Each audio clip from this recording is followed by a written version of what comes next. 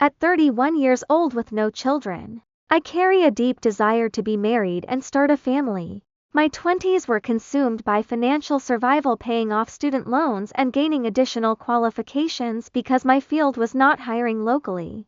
By the time I built a successful, high-paying career and finally entered the dating market, 3 years had passed. Watching my friends marry and have children while I was stuck in survival mode was painful, but I eventually made peace with my timing, even as my dreams of a husband and babies remain strong. Recently, I decided to leave a 2-year relationship with a 43-year-old man who is already a father and a grandfather. We started out dating casually before becoming exclusive. While I genuinely enjoyed his company, our long-term visions were completely incompatible. He views marriage as unnecessary and remains hesitant about having more children. Meanwhile, I firmly believe in strong boundaries, no moving in together, no shared investments, and no treating a boyfriend like a husband without the commitment of a ring. Initially, I hesitated to leave because the dating pool for an average woman over 26 felt exhausting, full of men who lacked ambition,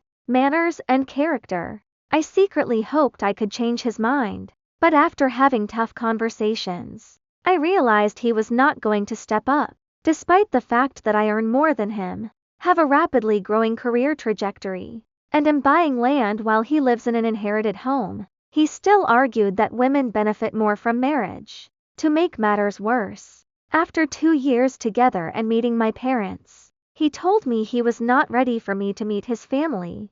That was the breaking point. After a final conversation and a surprisingly great parting encounter, I chose to walk away and embrace being single again. I know I am a strong catch, highly educated, financially secure, grounded, and deeply spiritual. Yet, managing my expectations around marriage remains a challenge. Every month when my cycle approaches, the longing for a family of my own hits hard. The thought of wading back into the modern dating pool feels daunting, but I refuse to lower my standards or give up on my values for someone who cannot match my vision.